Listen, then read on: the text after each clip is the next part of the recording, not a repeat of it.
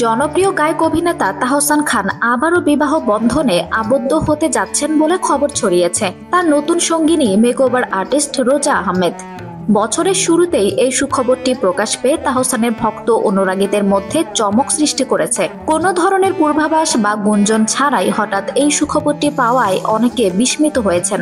শনিবার সকাল থেকেই সামাজিক যোগাযোগ মাধ্যমে তাহসান ও তার বাগদত্তা রোজা আহমেদের বিয়ের ঘরোয়া আয়োজনের একাধিক ছবি ছড়িয়ে পড়েছে।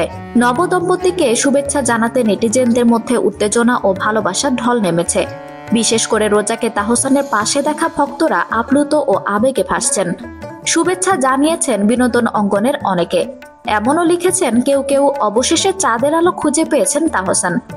তার সেই প্রিয় গান যেন অবশেষে সত্য হয়ে ধরা দিল। শনিবার 4 জানুয়ারি সকাল 10টা 20 তাহসান সংবাদ মাধ্যমকে বললেন, এখনো বিয়ে হয়নি, কোনো আনুষ্ঠানিকতাও হয়নি, একটা ঘরোয়া আয়োজন ছিল, সেখানে এই ছবিগুলো তোলা। আজ শনিবার সন্ধ্যায় বিস্তারিত জানাবো। জানা গেছে রোজা নিউ ইয়র্ক ইউনিভার্সিটি থেকে কসমেটোলজির উপর পড়াশোনা করেছেন।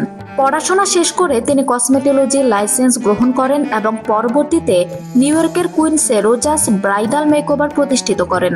প্রায় 10 বছরের বেশি সময় ধরে বাংলাদেশে এবং যুক্তরাষ্ট্রে ব্রাইডাল মেকআপ আর্টিস্ট হিসেবে কাজ করেছেন রোজা আহমেদ। সামাজিক মাধ্যমে রয়েছে তার অসংখ্য অনুসারী এবং নেটিজেনদের কাছেও জনপ্রিয়। তাহসান খান বাংলাদেশের বিনোদন শিল্পে গায়ক, গীতিকার, অভিনেতা এবং টেলিভিশন উপস্থাপক হিসেবে সুখ্যাতি কুড়িয়েছেন দীর্ঘদিন ধরে। কর্মজীবন শুরু করার আগে ব্ল্যাক ব্যান্ডের সঙ্গে তার সঙ্গীত যাত্রা শুরু করেছিলেন।